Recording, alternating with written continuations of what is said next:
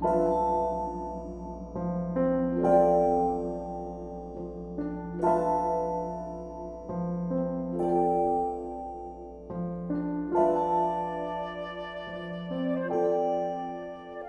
to Look Roll.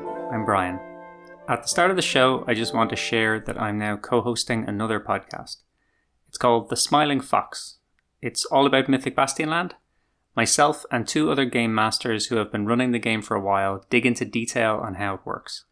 The first 3 episodes are about trusting the game system, how to prepare to run a game, and how the game handles time. I am not an unbiased reviewer of this podcast, but in the same way that Look Roll is an actual play of the type that I would want to listen to, The Smiling Fox is a GM discussion that I would find useful if I was planning to run the game. So if you're listening to me playing Mythic Bastionland here and want to learn more about the game itself, check out the link in the show notes. And now back to Knotte and Maldita.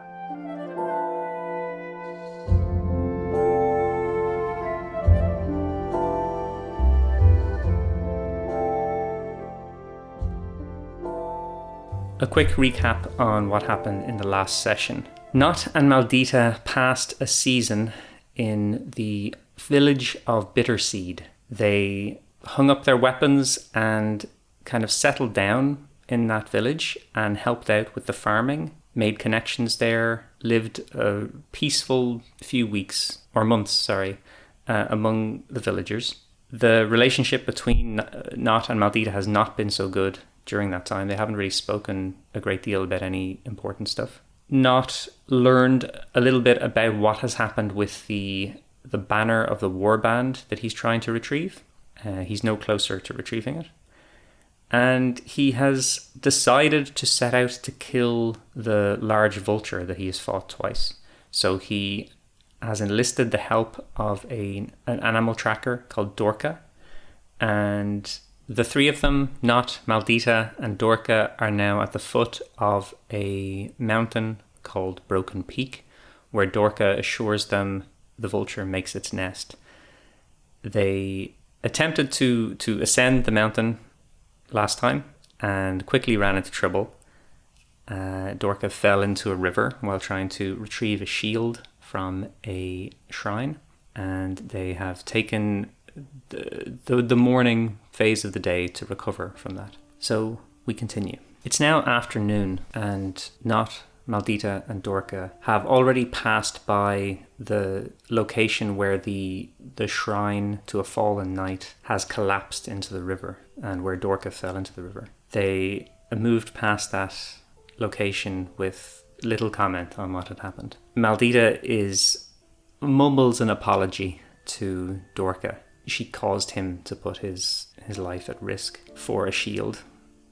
She now has a new shield, which she fashioned out of some metal bars and has woven some grass through it to make it appear like a grass shield, but with actually a very firm foundation hidden within it.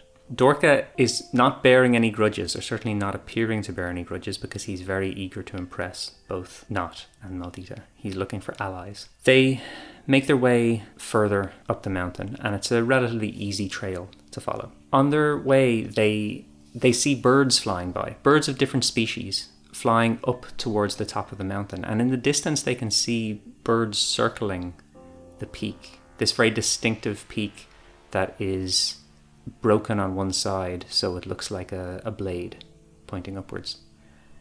There are many birds flying around the top of the mountain, and they see several passing them by, all of them carrying something. So one of them is carrying a pipe, like a smoking pipe. Another one carrying a glittering necklace, catching the light of the sun as it passes by. It's strange behavior, and Knotte asks Dorka, does he know anything about this? He's a local. He knows the Broken Peak. I'll ask the stars. Dorka says no. He's aware that there are many birds on the mountain, and that it's common to see so many circling at the top, but he's never seen this behavior before, or never heard of it, that the birds are taking items from people and flying them up the mountain. It's strange, and they discuss it for a little while. as they move upwards.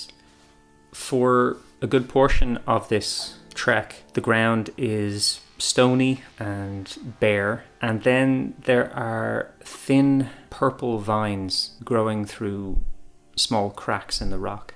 And as they progress further upwards, these vines become thicker, and they pause for a moment and look ahead and see that the way ahead is entirely overgrown with these vines. They're thick coils of fibrous growth with big leaves the size of a person's hand.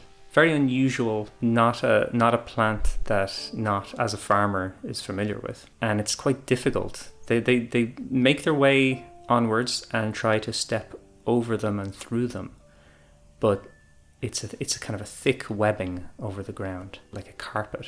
Initially they're kind of stepping on these and they can feel the solid rock underneath, and then after a time they're just walking on vines. They can't feel the rock anymore, they're being supported by them. Maldita is the first to hear the noise of a creature, and she indicates them to pause. There's something among the vines. She whispers to Knotte, "Do you hear that?"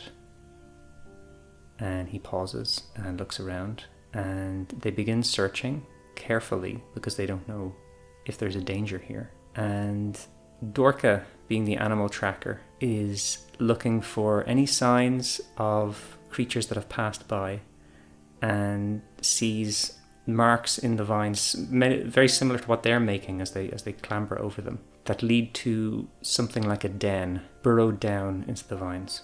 It is a reasonably big opening, big enough for a person to climb into. And Knotte is looking at it. Dorka kind of is indicating this is where the sounds are coming from. They've already had a setback today. This is the early afternoon, and he's eager to press onwards. This is a distraction. There's some animal living among these vines. It's not the bird they've come to seek. They don't need to be distracted with this. So Knotte is firm and says, "We go onwards." And they move onwards. It takes time to pass over the vines. It's slow progress, and Knotte is becoming a little worried because he had hoped not to spend the night on the mountain. He had hoped that they would make fast upward progress, find the nest, do the deed, and maybe then rest and sleep if it was safe there. But had wanted to avoid the possibility that they would have to sleep on the mountain before finding the bird. He's already been attacked by this bird during the night, and it's a worry to him that they're not further up the mountain at this time. After passing over the vines, they come to a human-made staircase carved into the side of the mountain. It is carved into a cliff face. There is no other pathway that they can see that leads upwards, and there is this sheer cliff on the right, and on the left there is a fall. They're already high enough that if anyone were to fall, it would mean death. And these stairs are ancient, so they're well constructed. Knotte is kneeling down, running a hand over the first few steps in this staircase, inspecting them, checking them for how solid they are. And at the edges, the stone has crumbled away. He can't imagine how old they are or what ruler commissioned them. This is ancient history. And as he looks up, he can see that there are steps missing up ahead. They won't be able to just walk over this. This will be a real challenge. So what can I do to... What I have in my sight is this being a blocked pathway from where the vines are to the next area of the site. There's missing steps. I'm just going to have a look at the spark tables and see if there's something that might be beneficial for dealing with this. The first thing that's jumping out to me is weather. This is already a dangerous passage that you're trying to pass over. I haven't really dug into it yet. What is the weather like on this afternoon where they're reaching these steps? If it were raining, for example, that might make it more precarious. I'll roll and see. 2 and 3. Description: fleeting, element cloud. Okay, are they high enough into this mountain yet that there are wisps of cloud obscuring the stairs. I'm going to ask the stars. That is a 9. Yes, but. So they're looking at the staircase, and it's actually worse than I described originally. There is this light white cloud being quickly blown across the side of the mountain with a relatively firm wind. The wind is kind of pushing towards them. So as they're moving up, if they move up the staircase, the wind will be blowing back against them. And if they need to jump from one stair to another, which might be a deadly proposition, they would be jumping against the wind. It's actually difficult to see as they look up ahead how many stairs are solid and how many are broken. I want to know if Dorka has passed this way before. He is a guide. He's been told them with confidence that the bird they're looking for is up this mountain. I think it's likely that he has been here before. So let's ask the stars that. I'm going to roll 2d12 and take the higher. Has he been here before? Yes, but. They sit down to discuss their next steps. And Knotte asks Dorka, when the last time you were here, how did you pass by this staircase? Is there another way? Dorka shakes his head. No, there's no other way. And the last time I hear, they weren't in such bad condition. I think someone has been going back and forth. The steps have been worn further and damaged by someone. And they look into this possibility. They look around at the cliff face, and there are scrapes in it and scuff marks that seem potentially newer than the older ones. Like in an old crevice on the side of the cliff, there could be mold or moss or something growing in it. But then there's newer ones where it's just the rock has been scraped and there's fresh, brighter stone displayed underneath. So there has been recent transit up and down this staircase, and they've damaged it. It makes sense that the people who have been coming up and down have faced this same problem, the dangerous stairs. And as they inspect, they see that they've made provisions to deal with it. So there are pitons hammered here and there into the rock, and it wasn't visible at first with the cloud. There is a thin rope in the worst affected area of the staircase, where someone could hold on to the rope and use that to climb up, even though the footing is so unsure underneath them. With this extra information and with this preparation, they are able to proceed. I'm not going to do any kind of roll for the sure-footedness of how this goes. Or am I? Let's consult the old action procedure, and let me just consider what's happening here. Intent, what are you trying to do? Trying to climb up some broken stairs on the side of a mountain. Leverage, what makes it possible? So someone else has passed by here and connected some rope in some of the more dangerous parts to make it easier to pass. Would it cost a resource, cause virtue loss, or have a side effect? What's at risk? No risk, no roll. It's definitely going to be slow to work their way up there. I don't think it would incur a virtue loss. So it's just slow going. There's a ever-present danger here. But if you move slowly, if you're careful with each step, they make their way up. The one I'm most cautious about, let me just want to check some stats. Maldita is particularly low in clarity. If anyone were to, and she already stumbled kind of earlier today when she was reaching out for that shield. So what I'm going to do, and this is not something I normally do, but let's just play around with the system a little bit. She is incredibly eager to do this right, to not cause another problem for the group. She is giving so much of her attention, her concentration to this ascent that I'm going to give some spirit loss to her. So I'm going to go with a D6 spirit loss as she passes by this challenge, which is particularly challenging for her. And she loses 3 spirit.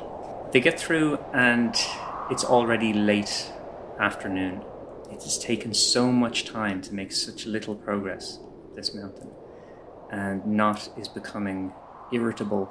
He has this tension in him of he's come here to face in his mind, a dragon, this is a beast that he's fought twice, feels like it has sought him out and tried to kill him. This to him feels like his first true challenge as a knight, and he wants to get it done and get it done right. And so far they've been just plagued with small, irritating problems as they're making their way up this mountain.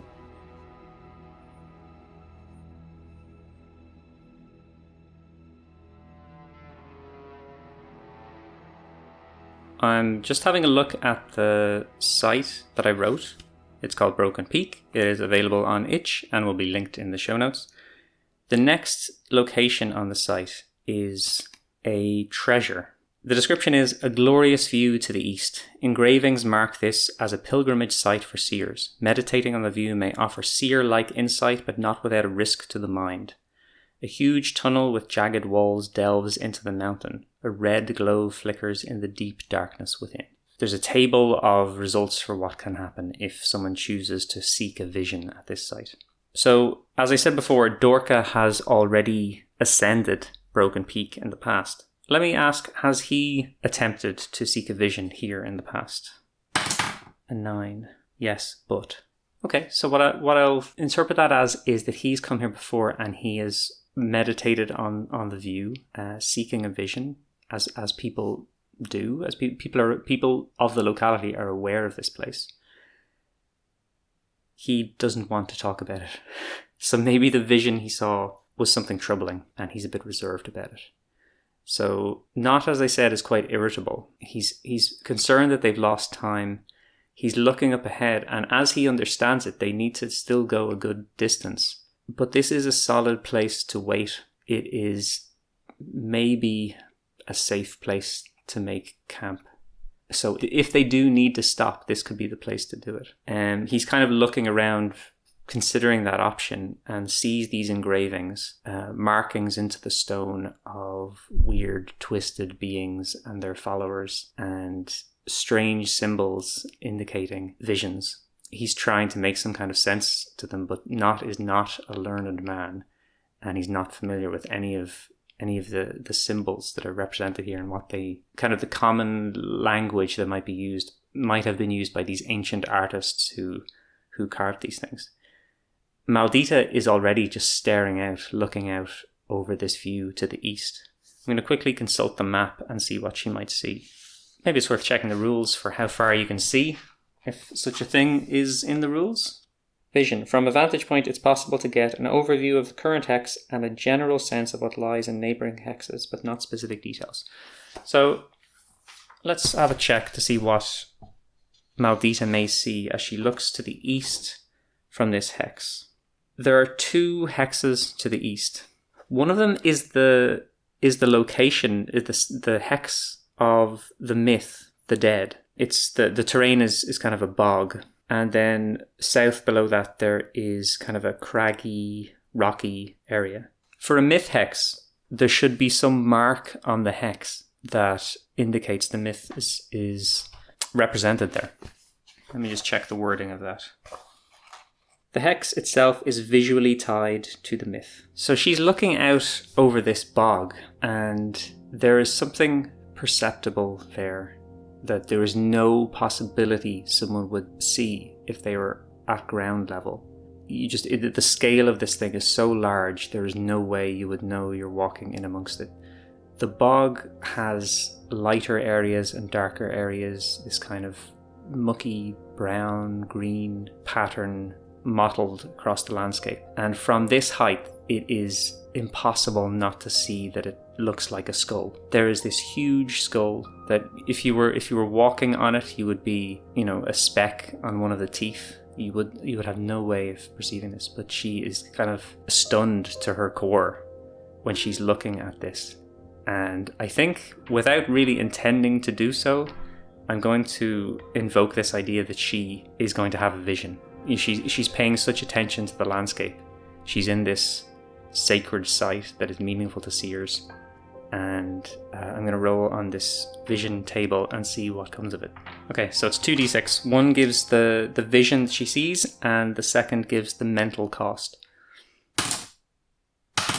A 3 and a 5. The vision is an awakened beast, and the mental cost is refuse duels in the green season. So forevermore, if Maldita is challenged to a duel or wishes to challenge someone to a duel in the green season, she will be unable to take part because of a profound mental change that is happening to her right now in this moment. An awakened beast. Okay.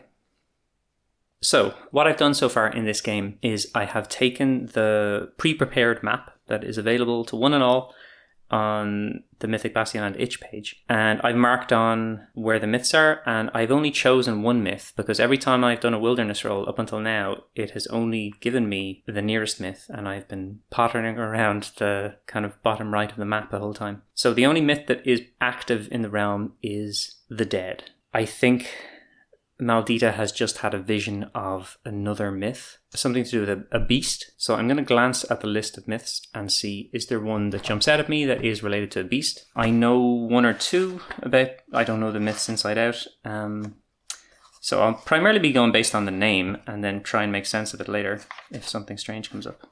So things that are jumping out at me in order: the wyvern, the lizard, the spider, the hound. The wyvern, the lizard, the spider, the hound. Okay, that's 4. I can do a d4 roll with that and see what is going to come of it. And I get a 4. So, the hound, which I've never read. So, let's see what the hound is about. The eye of a slayer, the nose of a hound. In wind and flesh, a hunter abound. Okay. I have just read The Hound. It's really cool.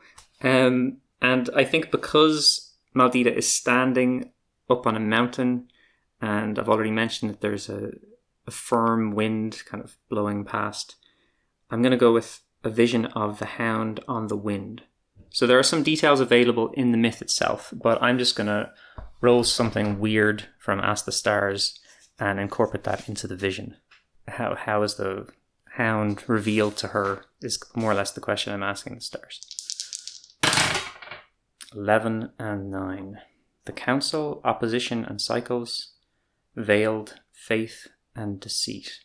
One of the ideas that comes up in the hound myth is that people can be afflicted by the hound within.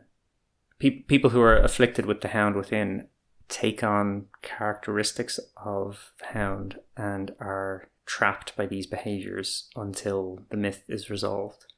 As Knotte and Dorka look on, Maldita falls backwards, or kind of slowly collapses to the ground, with her eyes closed, her eyelids jittering as if she's dreaming, and they rush to her aid. Dorka explains, kind of gasping and just throwing out as much, like almost incoherently, explaining to Knotte that this is a site where people can have visions, and he himself has had one in the past. He doesn't say this, he's had one in the past, but he feels it's maybe more trouble than it's worth. Whatever he saw here is not something he would wish upon others. Knotte saying, is there anything we can do? Can we break her out of this? Can we free her from the vision? And Dorka doesn't know. Knotte might want to try something. He's going to try to wake her. He's kind of shaking her out of this vision. Just maybe kind of like slapping her face a little bit, holding her eyelids open. He takes some of the water out of his flask. He's throwing it into her face. Does any of this have an effect? I'm just purely going to go with a luck roll. So 1 to 6 and a 5. She eventually starts. She's throwing water in her face. She starts spitting back at him, and she's saying enough, and kind of pushing him back. And maybe was pulled out of the vision a little bit sooner than seeing the whole of it through. But she takes some time to collect herself. And afterwards, Knotte and Dorka, they're kind of gathered around her. Maybe they've prepared a small meal from the rations they brought with them. And they asked her to describe what she saw. She had a vision of people who she's sure they're real people, that this was not a dream. They were so clear in her mind that they couldn't have just been characters that her mind had conjured.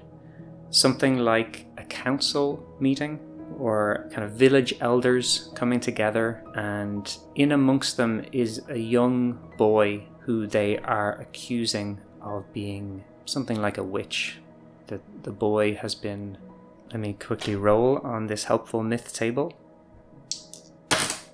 6 and 6. The boy's been refusing to sleep indoors. He remains outside at night, and he has bitten 2 people, and his bite is unnaturally strong, and they're convinced that he's possessed, and they want to cast him out of the village, and his parents are desperately trying to stop this from happening. They want to keep him safe because then they're speaking about the hound and the fear of the hound, and that if he's cast out of the village, no doubt the hound will kill him. I think she doesn't see how this plays out. She doesn't see if the boy is cast out. She doesn't see the hound itself, but she feels the hound's presence. She knows while she's having this vision that this is not superstition or some misinterpretation of what's happening. She knows that the hound is real and present in this place. And I want to activate that myth somewhere in the realm. So myth 3 is already assigned to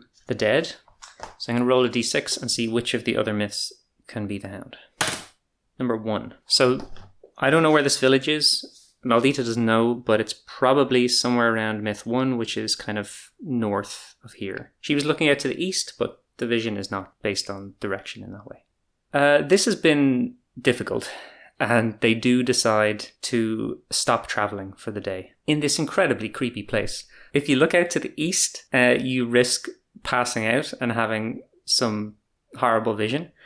If you look back towards the mountain, there is this deep, like wormhole, not sci-fi wormhole, but like a burrowed hole deep down into the mountain with a red glow coming from the inside. This is something way outside of the normal mundane world, but it's reasonably sheltered, and they will be able to kind of roll out their bedrolls and make a fire and be comfortable here. So I'm going to end the phase here, and ending a phase in wilderness means doing a travel roll and seeing if a myth affects them. I'm also going to ask the question of whether Knotte and maybe Dorka decide to seek visions of their own. But let's deal with the myth first. Okay, I've rolled a 6. I've edited out some stuff because I went a little bit back and forth on how to interpret this. So I've returned to the book to read through some detail on it. So on a 6, encounter the hex's landmark, otherwise all clear. The landmark of this hex is a ruin. The ruin description is: remnants of the past echo the future. These hint at a random myth not currently active in the realm, though it may return. So what I've established so far is that in the past there was the Inferno myth. That was the random myth that I selected linked to this ruin. In the omens of the Inferno myth there are fires, and my idea was that innocent people were accused of arson and imprisoned in a prison in this hex. And over time, that prison was destroyed by the flow of the river. Maldita found some bars from that prison and fashioned them into a shield. My initial thought, which is probably, I've edited out a chunk of stuff around this, is how to tie the prison back into this, but the prison is at the bottom of the mountain. What I can tie into it is the Inferno itself. So I'm going to look at the Inferno and see what it can be tied to the location they're at now. Okay, so when I created the site, I put a big tunnel delving into the heart of the mountain at this location, and at the base of it is a glowing red light. That ties in quite well to the Inferno, which involves a great serpent that is capable of burning things. It makes sense that that serpent is perhaps slumbering for an age in this hole, and that the serpent also, as part of the myth, is hungry for gold. So I'm going to just add in something subtle here, which is that there are gold pieces around the mouth of this tunnel, and kind of scattered on the way down there are pieces of gold glimmering in the red light. Maldita is resting after her vision, so I'm going to roll to decide whether Knotte or Dorka notice this gold first. And it's not. So Dorka is just kind of busying himself with the camp and making sure they're going to be okay for the night. And Knotte wanders around, as he's prone to doing and getting himself into trouble, and sees gold pieces on the ground. He picks the first one up and glances at it, and it is older than he is familiar with. There's a head of a ruler that he doesn't recognize, and there's some... Let's ask, can he read anything on this? So I'll just ask the stars. 11. Yes. How many ages prior, I will ask, is this gold piece from? So I will roll a D... What do I not use very often? Let's roll a D8. Okay, from 8 ages prior. So there's some indication on this coin of the year, and it is several generations ago. Knotte is not a historian. He doesn't know a great deal about this period. But I think he will walk around and he'll pick up a few more of these pieces.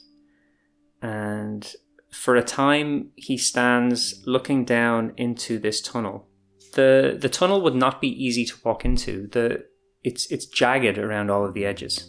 So if you were to walk on it, you'd be walking on kind of rock spikes, essentially. And you could easily fall and become seriously injured.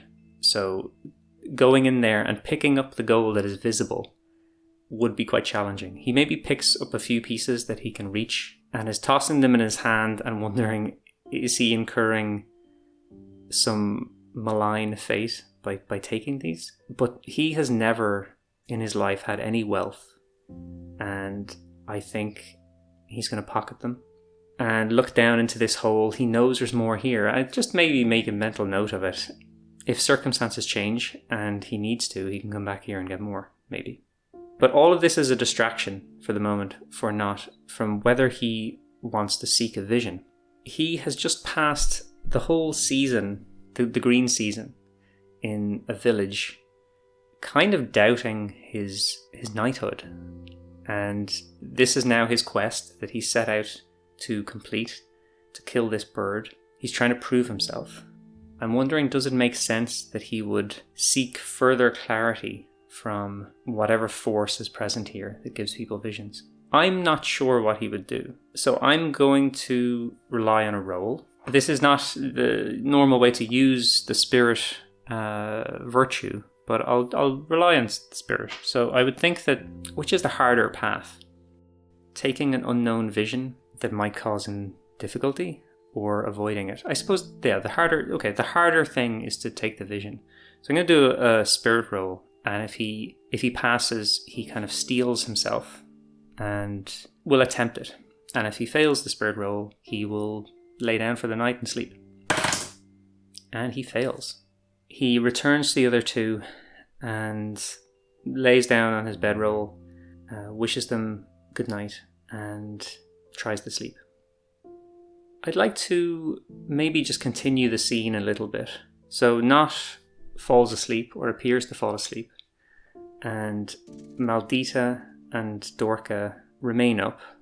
Maldita's a little shaken, and Dorka recognizes the signs of this because he's had a vision here in the past.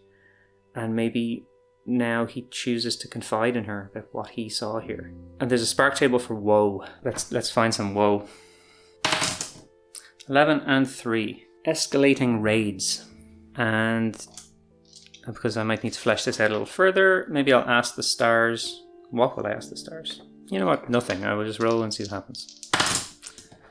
4 and 2. The hand, creation, misdirection, entombed, memory, and death. The typical creepy vision is seeing your own death. And all of these pieces together would suggest that Dorka saw himself die at the hands of raiders. Let's ask the stars, is Dorka the subject of the vision? 9 is yes, but. So there's more to it than that. Maldita is huddled up by the fire.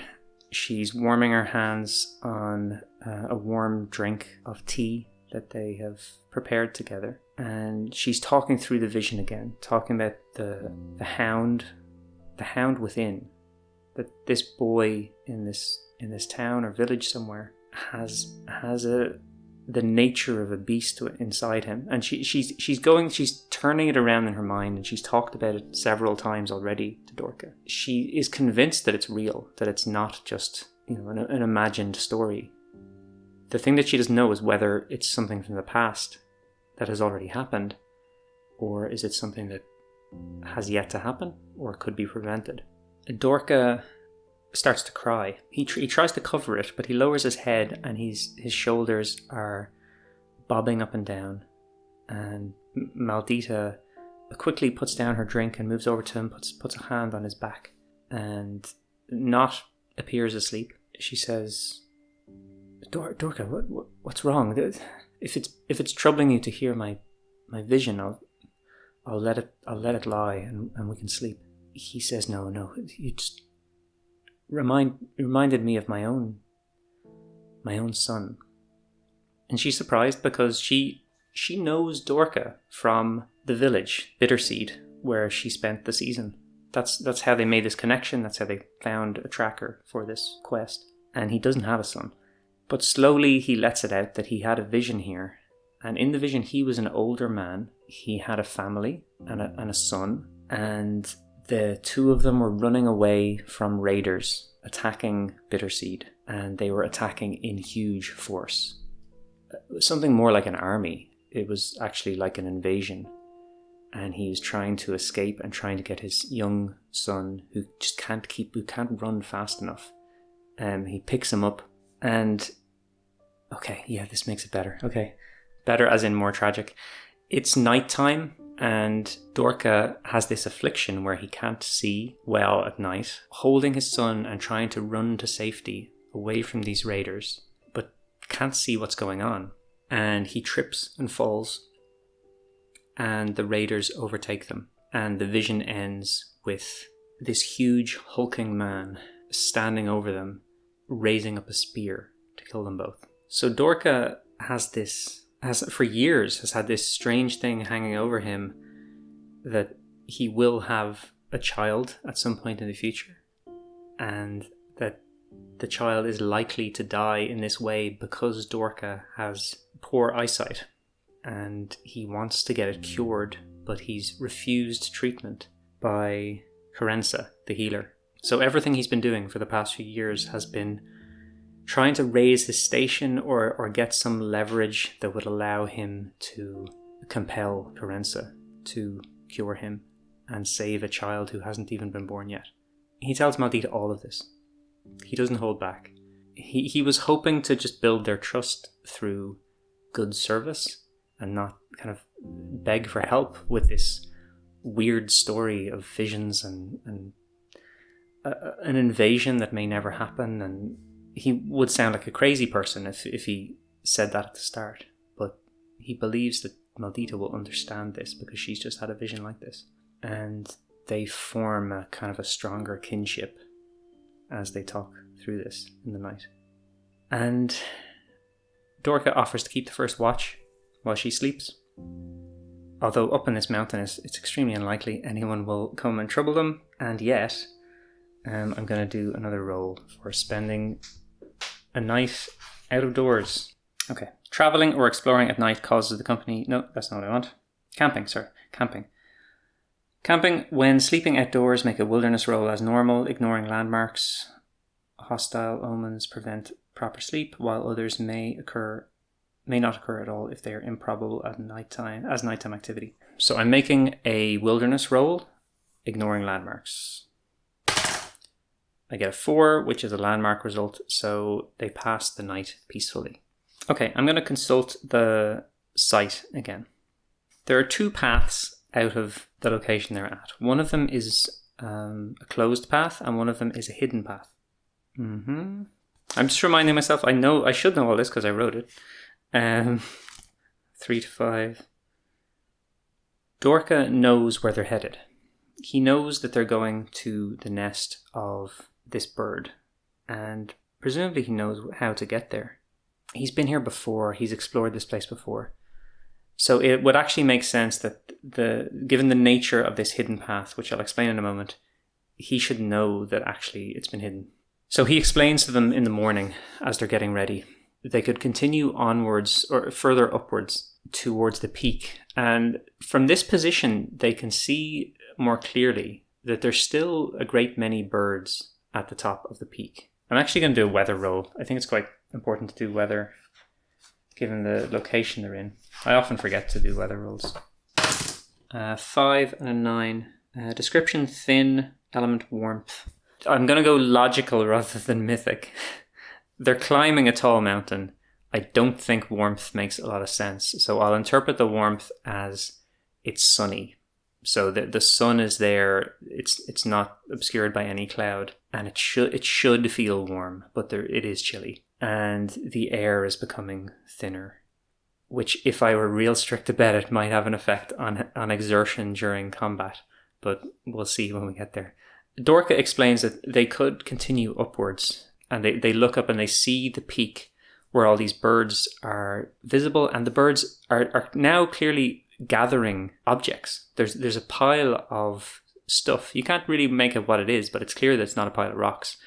Birds are flying up to the top of this mountain and dropping things, and it's accumulated maybe for years at the top. They can also see that the route to get there would be an actual physical climb. They wouldn't be walking, and what looks beneficial is that there are tree roots growing out of... It's unusual that there'd be a strong, healthy tree at the top of a mountain like this, but there's tree roots growing out of the cliff face on the way up to the summit. I want to roll to see... So those tree roots, I know because I wrote this site. If you touch them, if you grab hold of them, they kind of seep the spirit out of you. There's this malignant energy to that tree. I would like to know if Dorka knows that, so I'm just going to ask the stars. And he does. So he knows a legend about this mountain, that there's a cursed tree at the top of it. And Knotte's eyebrows raise up, and he says, "What? You didn't mention this before." And Dorka says, "Well, we don't need to go to the summit," and tells them a little bit about the history of this legend, that there was once a wicked ruler. His tyranny across the realm was just absolutely foul for many years, and eventually he was overthrown by 2 squires that outwitted him. This is in the unabridged version of the site that has not been released anywhere. So there was 2 squires who all the knights had fled, and all that remained left to face off against this wicked ruler were squires. After the ruler was killed, a twisted, evil seer took the rib bone of this tyrant and carved it into a seed. And when that seed was planted, it grew into this tree. And it is said that if the tree ever bears fruit, the son of that tyrant will burst out of that fruit. And Maldita and Knotte are kind of staring at Dorka, telling this bizarre story, not knowing what to make of it. And eventually Knotte says, "But we don't need to go that way." And Dorka says, no, there's another way, it's clear. And he tells him there was once an old, kind of a remote monastery on this mountain, and they can just pass through that and make their way to the bird's nest, and that it's been abandoned for many years. So it's just some old buildings kind of completely worn down to nothing by the weather. So they like this idea. They'd rather do that than climb up some cursed tree at the top of a mountain. So he leads them onwards, and they very quickly come to a blocked path. So it is a trail that's relatively easy to follow, but it's entirely blocked with stones from a landslide. And Dorka is kind of shocked by this. He wasn't expecting this. This had not been here the last time he was here. So he begins inspecting it and trying to see if it would be possible for them to climb over. Given the creepy story that he just told them and not wanting to go the other way, I think Knotte and Maldita are also going to be eager to try and investigate. Can they get past this rock slide, get over these rocks? They're inspecting it closely, and I'll do a luck roll. 6. And I'll roll again to see who discovers the secret here. I really need to decide what the numbers represent before I roll the dice. Okay. So in order, we'll go with Knotte, Maldita, Dorka, and I'll roll. Knotte.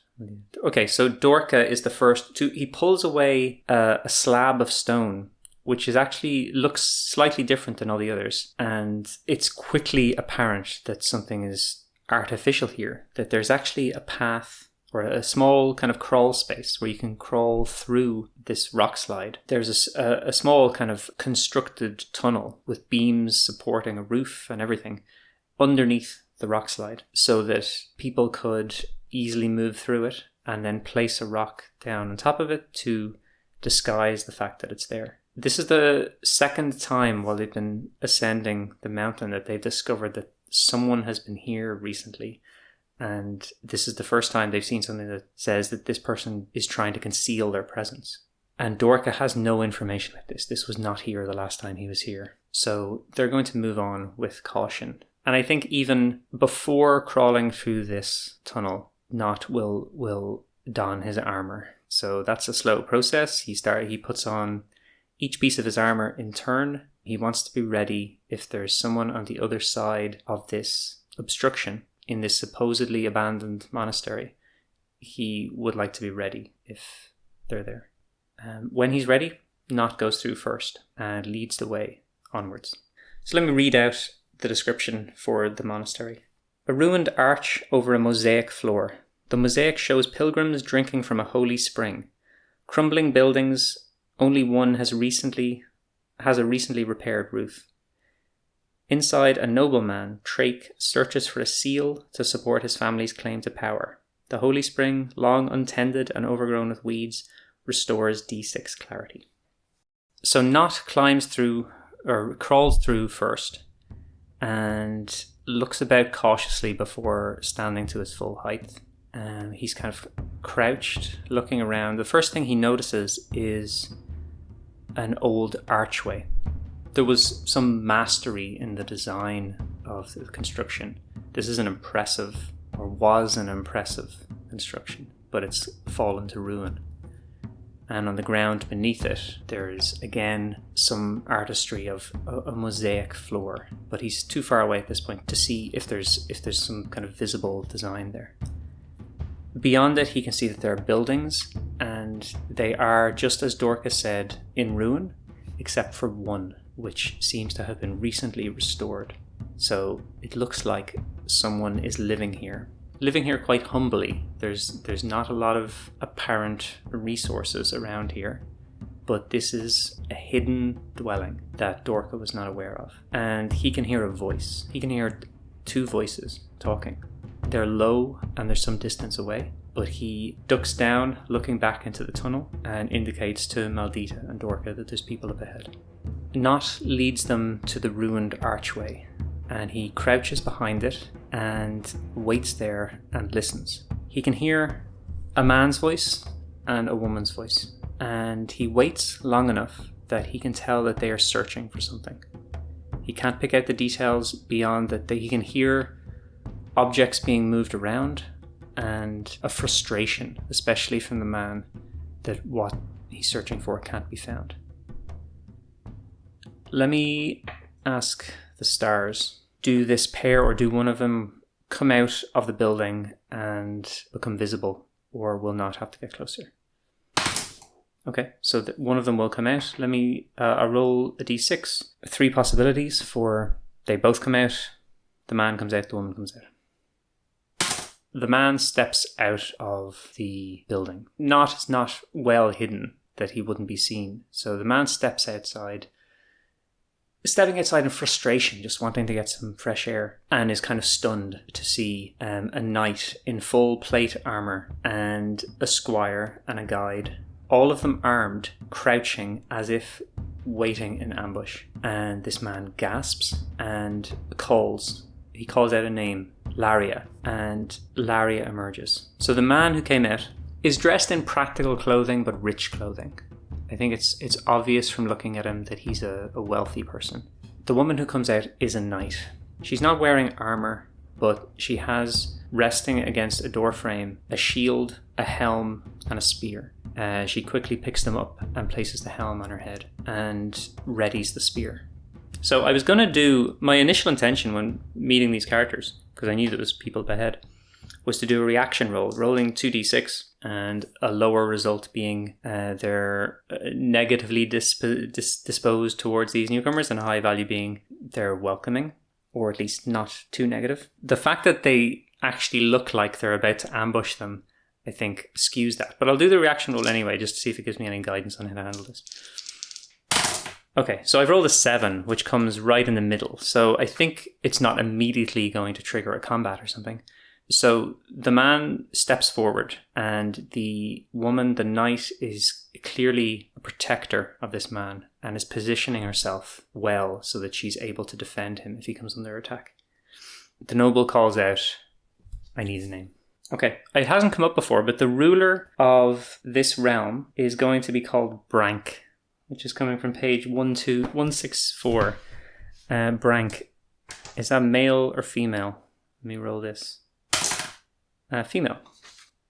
The man steps forward and with a commanding voice says, identify yourselves. Who are you? Knotte stands up and he doesn't indicate to the others what to do.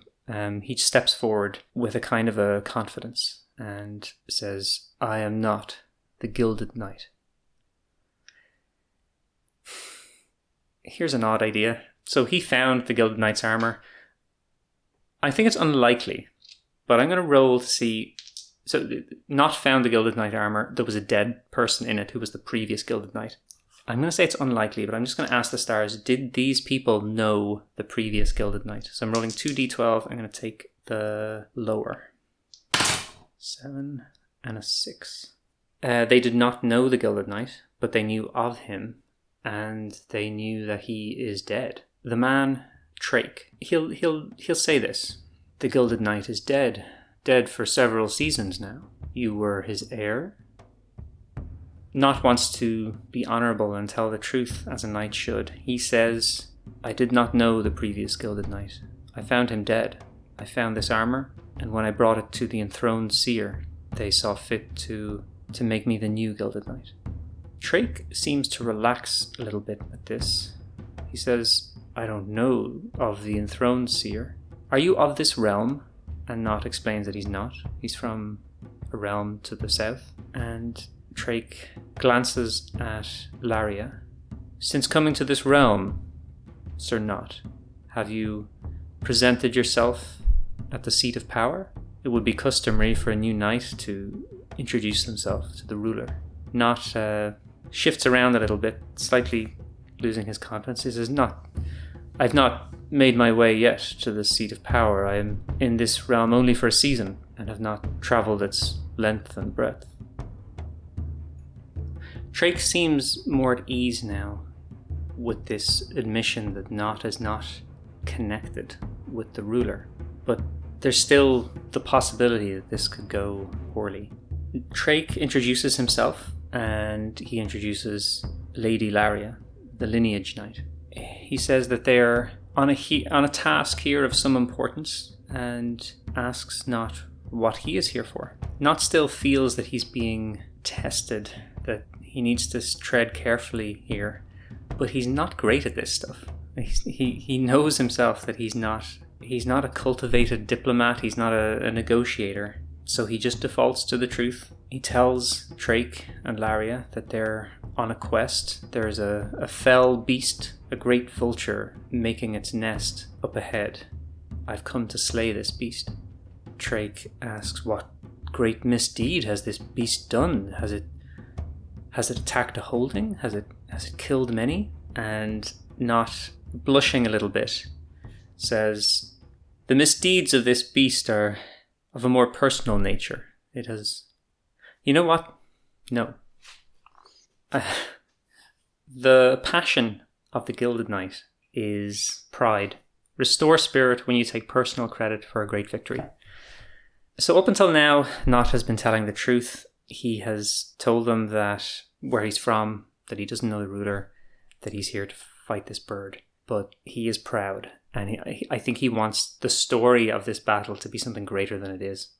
He encountered the vulture first after some Sisters of the Green had been attacked by undead, and he went to inspect the site of that, and the vulture was there, hovering over the undead, the remains of some of the undead.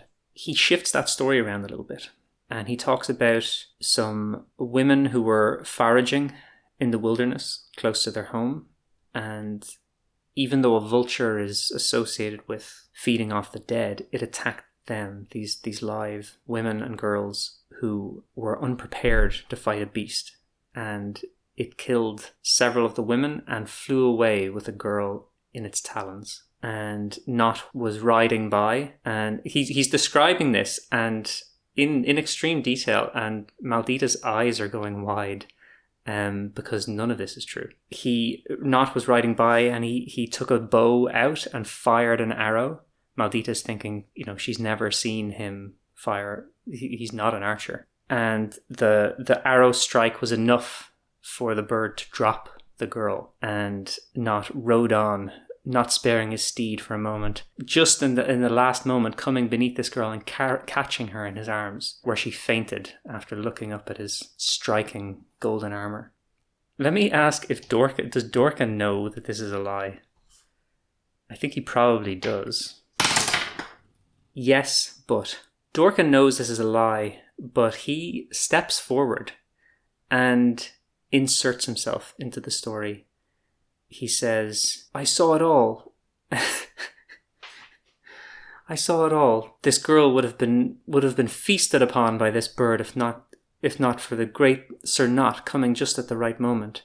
If only he had come earlier, he could have saved those other lives as well. And he begins heaping praise upon Knotte, and Knotte looks at Dorka a little bit surprised at first, and then starts nodding along as he adds in these details. I think Trake and Lair are maybe a little doubtful about this. Lair is definitely a more experienced knight than Knotte is. But saying that, the realm is full of bizarre things, and it's certainly conceivable that such a thing has happened. But the initial worry they had that there was a knight lurking outside, crouched down, hiding, with his mace in hand, has been dispelled. They come together, and the weapons are put away, and they're at ease, and they talk more informally. They talk about this threatening bird, and Maldita is maybe the first to say, Lord Trake, what has brought you here to such a remote place? And here's the background of Trake from the site. Descendant of a former ruler, distrusts any knight who may serve the usurper, wants to recruit others to restore his family's power. I think after spending a little time with this group, he's going to be open with them about what's happening. His family did rule this realm, and rightfully so. This is his version of events. And then the current Queen Brank, who was for many years a loyal supporter kind of in the court, saw a weakness, a moment when she could strike, and she killed the king. She arranged for the knights loyal to her to stage a coup, killed the king and many of the family, but Trake, who's the brother of the former king, escaped, and with him the heir to the throne, who was just a child at the time. They took refuge here, and he cast his hand around. This is a humble place, but a place of great honor, and a place where there is a holy well. It seems like a bit of a tangent, but he starts telling them about this holy well that can restore those who drink from it. He points over into a kind of a grouping of weeds from an old herb garden next to this well, and he says, those who drink from it, it sustains them. It sustains their hope. And during the time when we were in exile here, it gave me the hope that we'll one day reclaim the throne.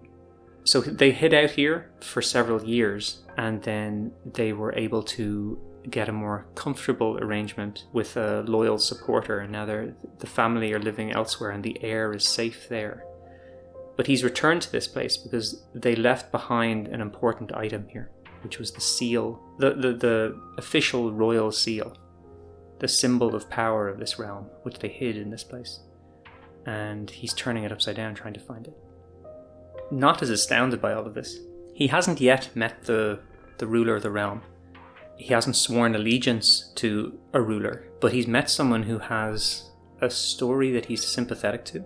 It sounds like they were wronged, that it was an act of treachery that changed the power was handed from the old ruler to Queen Brank. And he's sympathetic, and he's not swearing any oaths here, but he offers to help them search for the seal. They spend the morning going around these ruins looking for where the seal was hidden.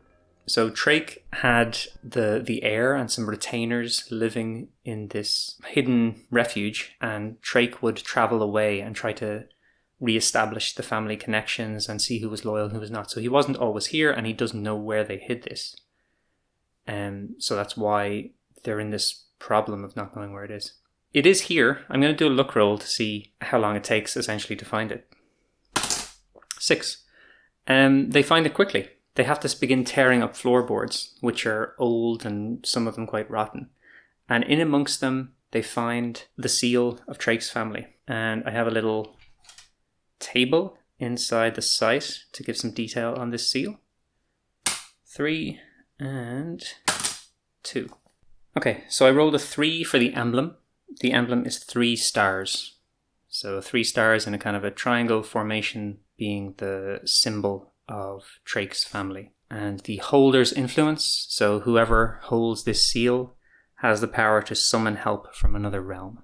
This was the token, this really meaningful object that Trake has been waiting for to put his plans into action and to reclaim the throne for the true heir. And he looks ecstatic about it. He's so relieved, and he hugs Laria first. She's a more quiet character. She smiles. She's still maybe a little wary of these newcomers. And Trake even hugs everyone, one by one, and thanks them for their part in helping him to find this. And he says, "We must now do you a service. Laria is an expert with her spear. Let's go onwards with you and defeat this beast." And Knotte is a little overwhelmed. He wasn't expecting aid in this fight, and it's welcome. He's fought this bird twice, and he knows it hasn't been easy to overcome it. And they move onwards, and Trake is walking alongside Dorka and Maldita, chatting to them. Even though he's a nobleman, he seems at ease with the peasantry. And he's comfortable chatting to them about his family and some things that maybe Dorka would be familiar with as a person of this realm, but would be completely unknown to Maldita. Meanwhile, Laria is walking with Knotte. She's asking purely tactical questions about the bird and its strengths and weaknesses and what his plan is for attacking it. And I'm wondering how good of a plan he has. Knotte makes some suggestions. He tells her more or less the truth, embellished slightly to exaggerate his own prowess. But she is giving really good insight, especially like focusing on the idea that this is a bird. And the first order of business should be to restrain it in some way or constrain it so that it can't escape. If they attack it, it can just fly away. But this is the final battle with this bird. And she, looking around at what's available, realizes that the only weapon that could be thrown or fired at this bird if needed is her spear. So she's going to take on the responsibility of preventing its escape with the spear. It remains to be seen the angles involved, but she wants to approach it from another angle than Knotte and Maldita. They'll be maybe doing a head-on attack, and then she can spear the bird, try and pin the wings or something so that it can't escape. They're talking over the options as they make their way onwards. I'm going to check the site diagram again. 5 to 6. A flat mountain pass, white with bird droppings. Okay, so by the end of the morning, or approaching the end of the morning, Dorka indicates for them to slow down. He follows the pass and moves on a little bit and peers around a rock and is on the lookout to see whether the bird is there. So he knows the nest is here. Is the bird present? I'm going to do a look roll. A 3. A 3 is something potentially bad. I think it's ambiguous to say that the bird not being there is bad, but that's what I'm leaning towards. So they come around the corner and the nest is bare. There's evidence that the bird has been here. There are like the remains of its recent meals. but there's no sign that the bird is present now. That's maybe a mixed blessing. They can take up positions ready to fight it, but they could also be happened upon by the bird when it's returning, or maybe it'll see them and fly off. So what they want to do is Knotte wants to get as close as he can to where the bird makes its nest and hide and wait for the bird to come.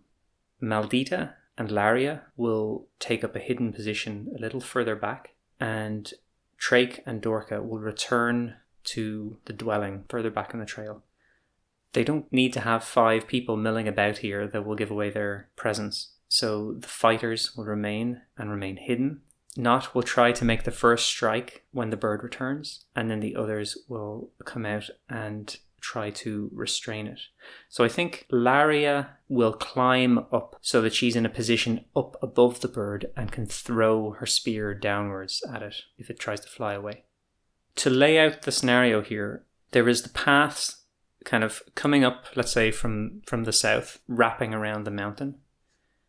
There is this area where the bird nests, which is relatively flat and smooth and has guano and bits and pieces of dead creatures strewn about the place, and plenty of feathers that identify it as the correct bird. There's a cliff face on the east, which Lair carefully climbs up and positions herself in a crevice where she can be resting relatively comfortably and can throw her spear down, but won't be able to descend quickly. And there's some rocks nearby the pass where Maldita can kind of crouch down behind them, throw her cloak over herself, and try to be as inconspicuous as possible.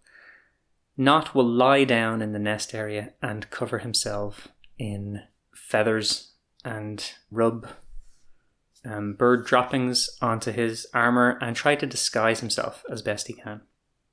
So that's the situation. They arrange themselves like that, and they're going to wait. So they'll wait through the morning, and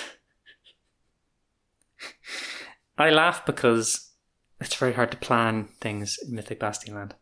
They're going to wait for this bird to return, but of course, something else might happen. So, what might happen? I'm going to do a wilderness roll. They're ending a phase in wilderness. And we get a 5. Encounter the Hex's landmark, otherwise all clear. The landmark, which has come up before, is the ruin connected to the Inferno. And what it is leaning towards, although not very clear to the characters, is that there could be a great serpent within this mountain. There's a tunnel further back that they passed by, dug down into the depths of the mountain with a red glow coming from inside it. And there could be a huge beast sleeping within that. And from time to time, that beast turns in its sleep or unleashes some of its mythic energy, and it causes tremors across this mountain. So they're all hidden in position, and then the ground begins to rumble.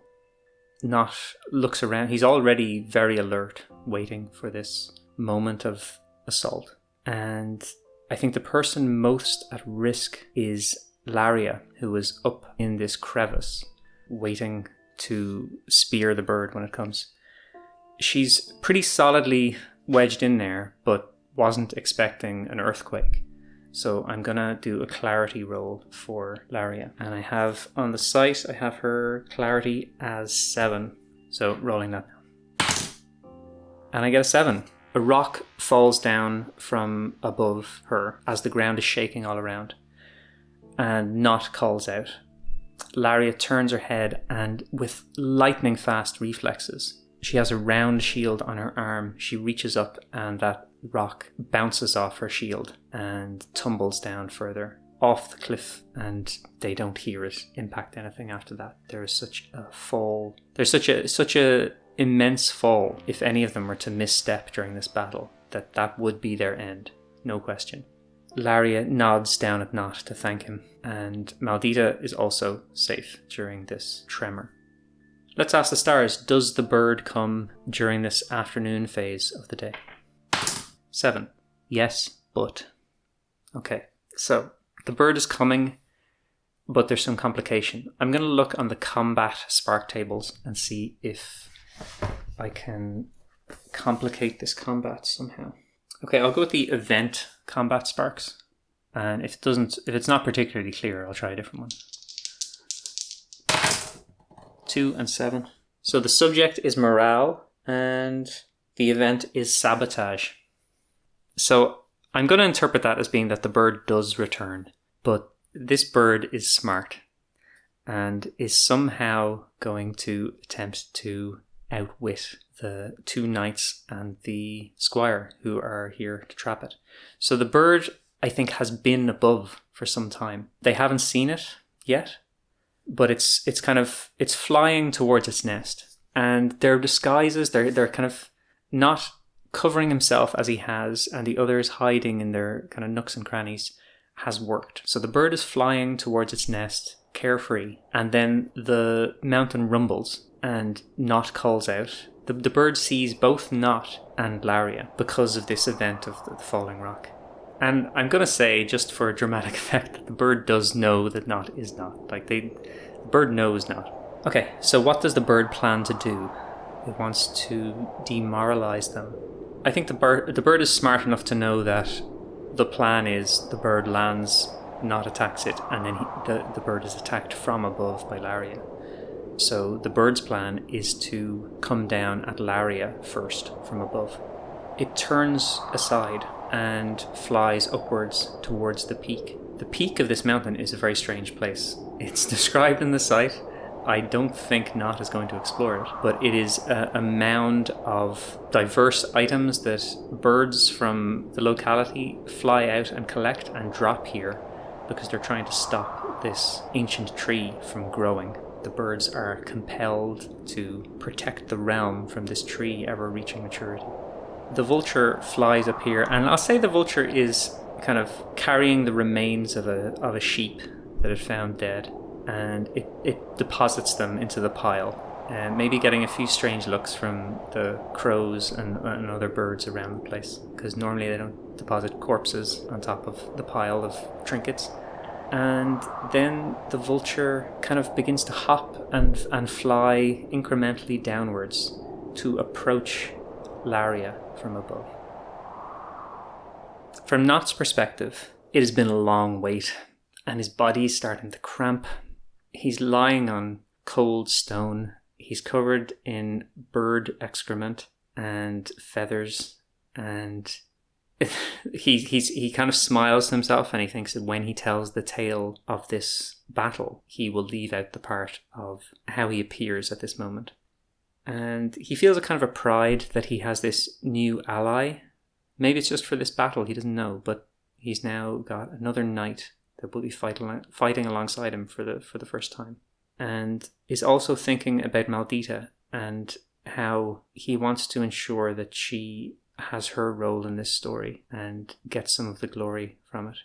And for the first time begins to think about what it might be like if Maldita was also a knight. While he's thinking about all of this, he hears a cry from above, from Laria. Another clarity save for Laria to see if she is caught off guard, I believe is in order. And she rolls a 1. It's not easy to surprise Laria. The bird comes down from above and attacks Laria. Laria is an experienced fighter and hears the bird approach. She turns and is ready with her spear and shield as the bird comes at her, and she attacks with both, kind of swinging out with her shield and thrusting with her spear. So she is going to attack with a d8 and a d4. So that's a 4 and a 1. A 4 is enough for a gambit. And Laria's role in this whole battle is to prevent the bird from escaping. So I think rather than using the 4 for damage, I'll use the 4 for the idea that she is thrashing her spear at the wing feathers of this bird to try to impair its ability to fly. So that's only 1 damage then. The bird can make a vigor save against this gambit. The bird's vigor is 15. And it rolls an 18. So in this struggle with Laria, it loses a few feathers and its flight will be disturbed by that. It won't necessarily be unable to fly away, but they'll have a bit more time and a bit more ability to kind of attack it in other ways before it flies away easily. So the situation is now that Laria is up the cliff, the bird is attacking her, and Knotte and Maldita are kind of completely out of the fight. It would be difficult for them to climb up and get into the fight from where they are, and they don't have ranged weapons. I think Knotte does the only thing he can think of, which is to stand up and throw his kind of meager disguise off himself and start shouting up at the bird and calling out, "Here I am, let's finish this!" And Maldita, it would make sense maybe for Maldita to remain hidden so they still have this one surprise attack that can come in. But I think she's caught up in the moment and charges out. I think it's a bad idea, but that's how I feel she would respond. She charges out, and the same is kind of crying up at this bird, saying to come down and fight. The bird, I think, is going to keep attacking Laria because it has a pretty good advantage here. It's up above, attacking down below to someone who can't maneuver because they've got their legs kind of wedged into a crevice, and if Laria were to fall, that would do further damage to her. So the bird will attack again. Wait, has the bird attacked yet? No, it hasn't. Yeah, so the bird attacks Laria with a d8. And I'll give a bonus die because Laria is in to some degree unable to maneuver. So that's a 7 and a 3. So 7 damage on Laria. So it's slashing at her with its claws and scores a hit on her torso, and there's a flash of blood across the cliff face that they can see from below. I'm not sure what Knotte should do. Or what any of these characters should do. I'm gonna roll on a combat spark table to get an idea, because like he could try climbing up a cliff face, but that seems like a bad way to go. 12 in maneuvers. Provoke, intimidate. Yeah. So Knotte is helpless. He is screaming at the bird, trying to provoke it so that it comes down. And he and Maldita both pick up stones, and they're throwing kind of small stones up at the bird. I don't think that's worth much of an attack, but I might give them a d4 for that. It's a 4, okay. So one of them scores a lucky hit and hits the bird in the face. It screeches downwards at them. But this bird is smart. I think it's going to keep attacking Laria because it's got quite a good advantage here. Laria's turn to attack, I believe. Spear, d8 hefty, and round shield. So d4 and d8. Attacking the bird. A 4 and a 2. Okay, so I think Laria will use the 2 for damage and the 4 as a gambit to repel the bird, but specifically to repel it downwards. It's still up high enough that it won't have a good enough effect for the melee attacks of the others to be able to connect, but it's the right direction, so that's what she's going to do. Okay, so I'll take account of the damage first. This is a tough bird, and let's see, the bird saving against the gambit. 2. So Laria attempts to push it downwards. The bird flies up above her again, and its flying is slightly less effective now, but it's able to position itself up above her, and it can kind of thrust its head down at her and attack with its beak, which it will do on its next turn. Okay, so the bird is going to attack Laria. I roll a d8 for the bird. I rolled an 8. The bird thrusts its head down from this position above and is attacking Laria intensely with its beak. From below, what Maldita and Knotte can see is the head pull back and Laria's body seemingly kind of broken, the legs and arms limp, and the bird it's kind of shaking its head back and forth, like shaking this lifeless thing, and then tosses the body. Just for my own entertainment, I will roll a d6 to see whether the body goes over the cliff, 1, 2, 3, or lands close by to Knotte and Maldita, 4, 5, 6. Knotte and Maldita have to dodge out of the way as Laria's broken body slams to the stone in between them, and they instantly know that she's dead. The lineage knight has fallen, and this bird attempts to fly away. It kind of flaps its wings, but Laria did get in some hits. She did make a difference here. And the bird falters and comes downward, its claws scratching against the cliff face as it descends. And then it comes down solidly before them. And Knotte and Maldita are standing facing the great vulture with the body of Laria between the three of them. This is going to be the final battle between these three. So, Knotte and Maldita will both attack. Knotte is using a mace, which is a d10. Maldita has an axe and a dagger, so she's using 2d6s. There's no great strategy here. There is just an anger fueled by the death of their comrade. This person who they met just hours before, who seemed like now they were kind of becoming a company of knights, and now she lies dead. 2 5s and a 4. So as the way it stands is Knotte has a 5, Maldita has a 5 and a 4. Oh, you know what? Let's smite. So Knotte is also going to roll a d12 for the smite. And gets an 11. Is that going to be enough to do it? Yeah. Okay, the bird is on Vigor 11. Knotte has rolled 11 with his smite. Let's just bolster that with everything else. So that is, rather than being an 11, it becomes a 14. And let's see if Knotte is exhausted by doing this or fatigued. He is, yeah, but that's fine. They cry out in fury and charge towards this bird. And they see fear in its eyes as they approach it.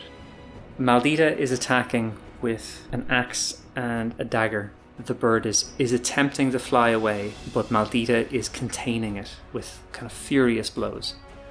And it's the mace that finishes this fight. Knotte comes in, holding the mace in 2 hands, swinging overhead with every ounce of energy that he has, slamming down on the bird, which he's done before, but it's never been fueled by this anger that he has now. And he slams into it, and the bird falls dead. Knotte collapses onto the ground. Maldita runs over to Laria, is checking her. She knows it's hopeless, but she's leaning in, listening to her mouth, seeing if there's any sign of breath, and putting a hand on her chest, looking for her heartbeat. There's nothing. They look at each other and at this noble knight who's fallen in this battle. And maybe there's a question of, was it worth it? They came up this mountain to fight a big vulture, to settle a score, something that maybe seems less important now. But in the end, they killed this bird because it killed Laria. And no doubt it was a danger. It was a powerful beast. And it's done. Okay, I think I'll end the session there. That was a long one. There's definitely a scene to be had where they come down the mountain a little bit and tell Trake that his loyal bodyguard has just died. But I'm exhausted, so I'm not going to do that now. Thanks, as always, for listening, and thank you if you took the time to comment anywhere or ask me questions and things. Oh, you know what? I should say that there is an email address if you want to contact me. You can also comment in places, YouTube, Spotify, other places. I don't even know where. I keep finding new comments in different places. If you want to send me an email, it is lookrollpod@gmail.com. I'll put that in the show notes. No expense spared on the Gmail email address. Yeah, so thanks for listening. And the bird is dead. Now we can get back to doing whatever knights are supposed to be doing. This is exciting.